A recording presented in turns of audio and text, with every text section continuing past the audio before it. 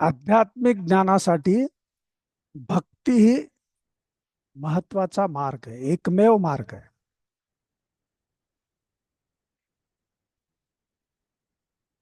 आणि प्रत्येकामध्ये भक्ती अस्तित्वात आहे. फक्त तिला जागृत करणं गरजेचं आहे. आणि अष्टावक्र गीतेमध्ये महर्षी अष्टावक्रांनी हेच केलं की राजा जनकामधली जी भक्ती आहे ती जागृत करण्यासाठी ते ज्ञान सांगितलं. तर भक्ती म्हणजे काय? तर नुसतं प्रेम म्हणजे भक्ती नाही आहे. तर ते सजगतापूर्ण संवेदनशीलतेनं जे आपण अभिव्यक्त करतो ती भक्ती आहे.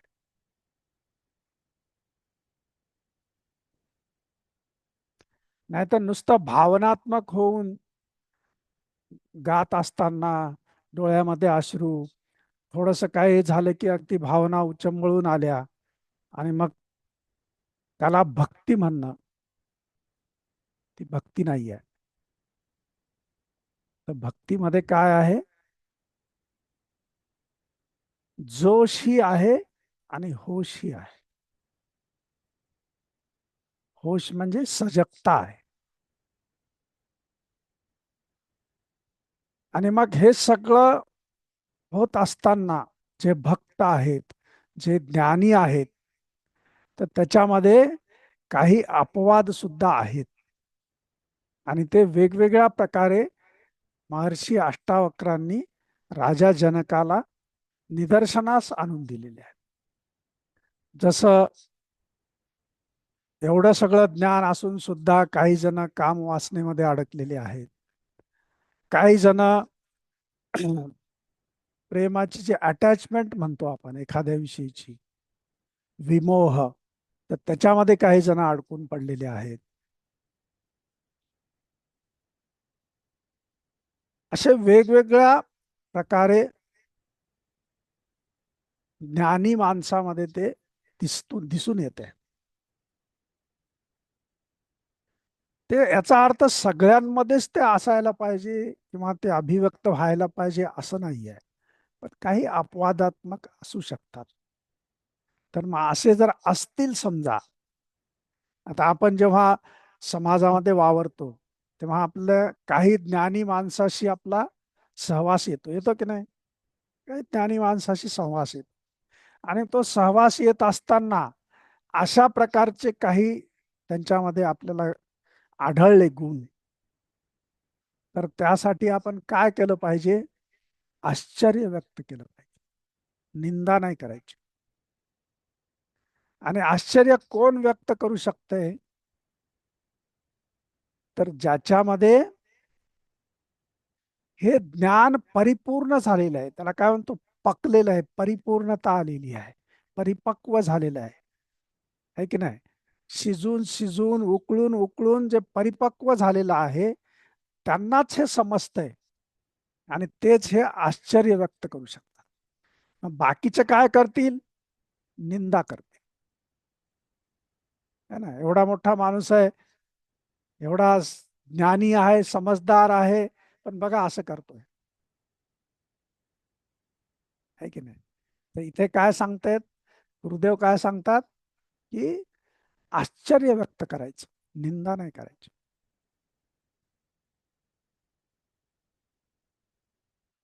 कारण काय आहे याचं? की आपलं जे शरीर आहे, ह्या शरीरामध्ये 5 प्रकारचे गुण आढळतात. त्याला आपण दुर्गुण म्हणा, तुम्ही काय म्हणा, ते आढळतात. ते शरीरगत असतात. मन जरी पूर्णपणे चेतनेमध्ये स्थित झालेला असेल, आत्मस्थित असेल, तरीही पण शरीरामध्ये ते असतात. तर ते कोणते कोणते आहेत? तर अविद्या, अस्मिता, राग, द्वेष आणि अभिनिवेश, हे 5 आहेत. अविद्या म्हणजे काय? अज्ञान. थोडस अज्ञान असतं. कितीही जरी तो ज्ञानी असेल तर काही बाबतीमध्ये थोडस अज्ञान त्याच्यामध्ये राहत आहे की नाही. म्हणून बघा, एखादा खूप ज्ञानी संत आहे, तर तो त्याचं मन जे आहे ते पूर्णपणे वर्तमानात असतंय. वर्तमान क्षणामध्ये ते जगतात. म्हणूनच ते ज्ञानी आहेत, संत आहेत. पण एखाद्या वेळेस आपल्या कमरेला लावलेली चावी सुद्धा ते विसरून जातात. तर ही काय झाली? छोटीशी अविद्या झाली. असं होऊ शकतं. त्यानंतर अस्मिता. आहे की नाही? अस्मिता म्हणजे काय? लाईक्स आणि डिसलाईक्स. काय आवडते, काय नाही आवडत. त्याचं गुरुदेवांनी खूप छान उदाहरण दिलेलं आहे. समजा कडुलिंबाचं पान तुमच्या जिभेवर ठेवलं तर शरीर ते काढून टाकायला लागेल की नाही. म्हणजे तिथे डिसलाईक आहे. मनामध्ये नाहीये काही, पण शरीरगत ते आहे. अस्मिता, अविद्या, अस्मिता, राग. काही प्रमाणात राग असतो. राग, पण तो कसा असतो राग? तो समाजाच्या कल्याणासाठी राग असतो. त्यांच्या सहवासामध्ये येणाऱ्या ज्या व्यक्ती आहेत त्यांच्यातलं अज्ञान दूर करण्यासाठी तो राग असतो. पण थोडासा तरी असतो. द्वेष आहे, तर द्वेष कुणाविषयी असतो?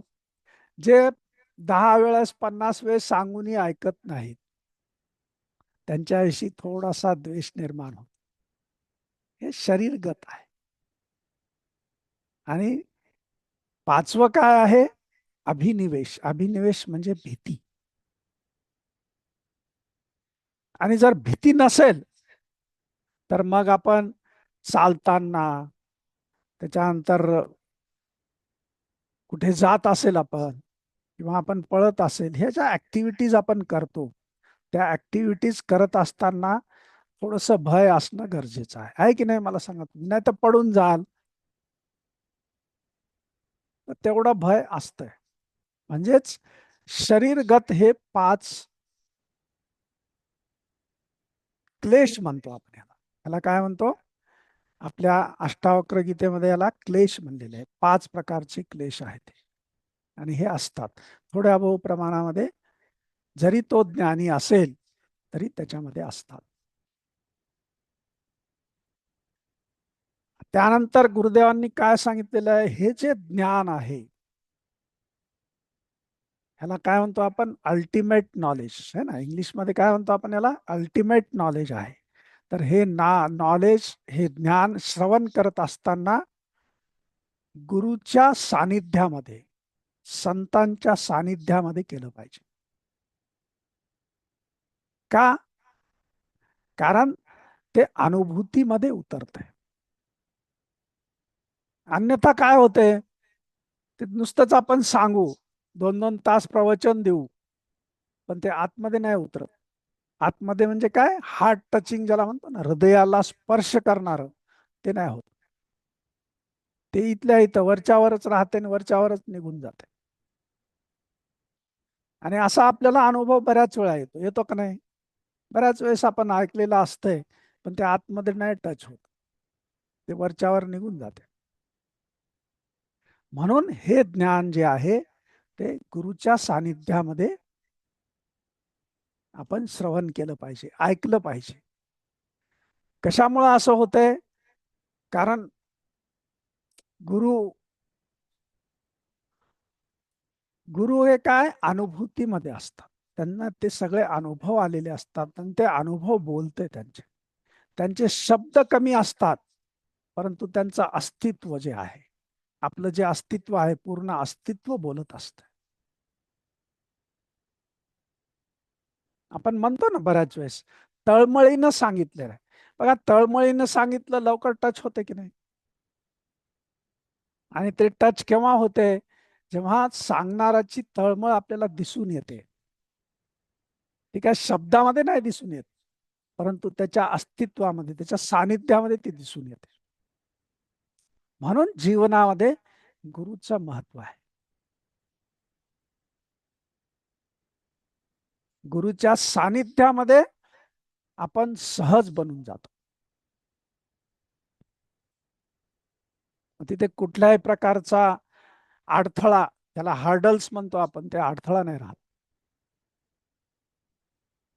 अन्यथा हे जे ज्ञान आहे, हे ज्ञान आपल्याला समजायला आणि ते आपल्या आतमध्ये त्याचं मनन व्हायला खूप काळ लागतो.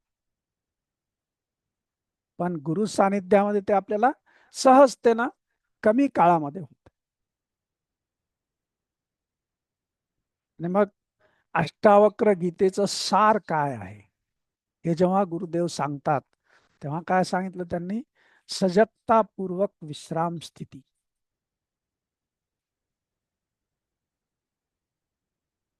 आपण काय करतो? विश्राम करतो, त्यावेळेस सजगता नाहीये, आणि सजगता असते त्यावेळेस विश्राम नाहीये. सगळा गडबड गडबड गडबड गडबड, आहे की नाही? गडबडीत असलं की विश्राम नाहीये, आणि विश्राम मध्ये असलं कुठलीही ऍक्टिव्हिटी नाहीये. तर सजगतापूर्वक विश्राम स्थितीमध्येच आपल्याला ज्ञान उपसतंय, अनुभूतीमध्ये येते. नुसतं काम काम काम काम आपण करत राहिलं तर मग ह्याची अनुभूती येत नाही आपल्याला. आणि मग ते काय होते, काही एखाद्या विशिष्ट घटनेमध्ये किंवा विशिष्ट कर्मामध्ये आपलं मन अडकून पडते, आणि मग हे जे ज्ञान आहे, हे ज्ञान आपल्याला प्राप्त नाही होत. मग आता ही सजगतापूर्वक विश्राम स्थिती म्हणजे नेमकं काय आहे की नाही? आपण सगळेजण सांगितलं, सजगतापूर्वक विश्राम मध्ये सगळे विकार निघून जातात. आपण जे जे काय आतमध्ये आपल्या आहे, विकार म्हणजे शारीरिक विकार असतील, मानसिक विकार असतील, भावनिक विकार असतील, ते विश्राम केल्यानंतर निघून जातात. मग त्यासाठी दररोज 12 तास झोपायचं, म्हणजे ते सगळे निघून जातील. असं आहे का? नाही. मग सजगतापूर्वक विश्राम स्थिती म्हणजे काय? ते जेव्हा आपल्याला समजेल, तेव्हा आपण कुठल्याही वेळामध्ये, कुठल्याही क्षणी आपण कसे राहू? जोश मध्ये राहू आणि होश मध्ये राहू, विथ अवेअरनेस.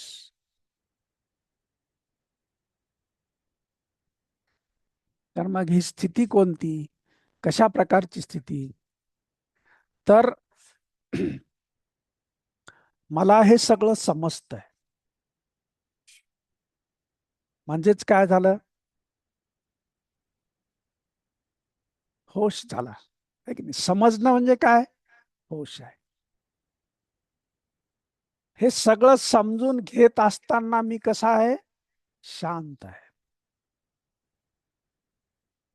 हे सगळं समजून घेत असताना मी कसा आहे? शांत आहे.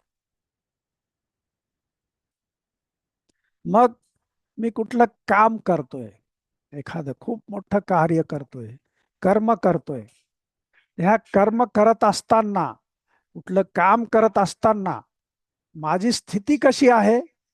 मी सजग आहे. म्हणजे मग त्या कामामध्ये काय करायचंय मला, त्यानंतर कुणाकुणाची मदत घ्यायची आहे, किंवा कुणाकुणाला त्याच्यामध्ये इन्व्हॉल्व करायचं आहे, त्यानंतर प्रत्येकावर आपल्याला मॉनिटरिंग कशी करायची आहे, हे सगळं काय आहे? होश आहे. आहे की नाही? हे सगळा होश आहे.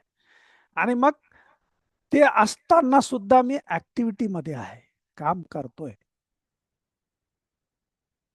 नुसता झोपून नाही राहत, काम करतोय. प्रत्येक कार्यामध्ये जेव्हा ही स्थिती आपली असते, तर त्यावेळेस ती कोणती स्थिती आहे? सजगतापूर्वक विश्राम स्थिती. आणि ही सजगतापूर्वक विश्राम स्थिती जास्त दृढ केव्हा होते? जेव्हा आपण दररोज ध्यान करतो तेव्हा, दररोज समाधिस्थ होतो तेव्हा. ध्यान केल्याशिवाय हे होत नाही. म्हणून आपल्याला गुरुदेवांनी सहज समाधी ध्यान दिलेलं आहे.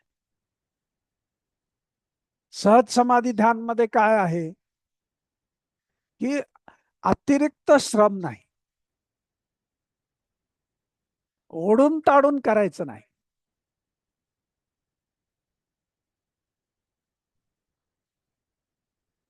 पण सोडायचं पण नाही,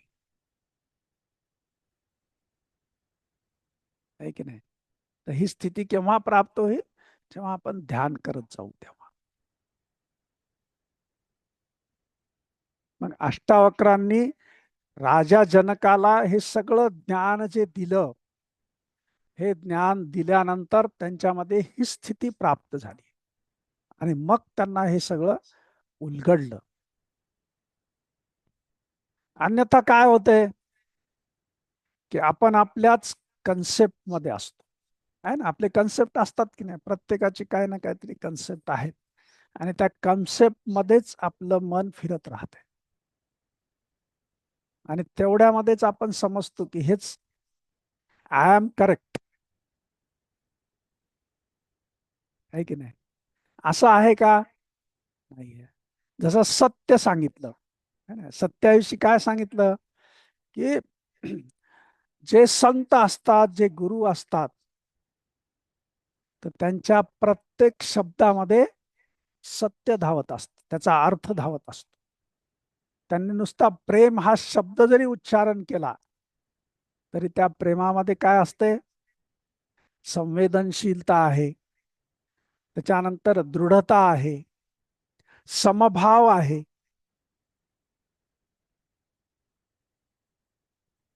भक्ती आहे. हे सगळं त्या अर्थासहित त्याच्यासोबत येते. फक्त एक शब्द उच्चारला, प्रेम हा. म्हणून आपल्याला गुरुदेव काय म्हणतात? प्रेम ही भावना नाही आहे. प्रेम काय आहे? आपलं अस्तित्व आहे.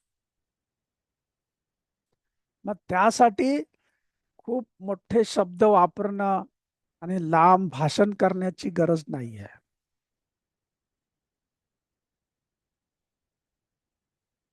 आपल्या अस्तित्वातून ते प्रगट होत आहे.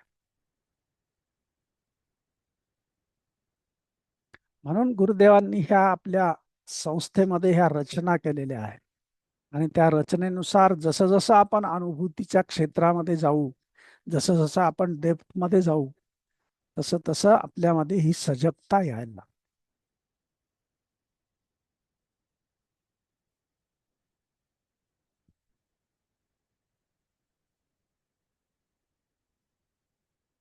बरोबर आहे ना? करेक्ट आहे ना? तर ही सजगता येण्यासाठी हे सगळं गरजेचं आहे, हे आवश्यक आहे. श्रवण केलं पाहिजे, मनन केलं पाहिजे आणि मग त्याचा निधिध्यास.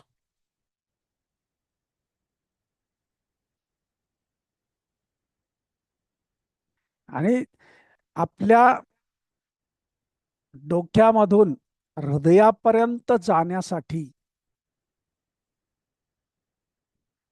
तो जो मधला प्रवास आहे, डोक्यातून हृदयापर्यंत जाण्याचा जो प्रवास आहे, तो प्रवास सानिध्यामुळे होतो.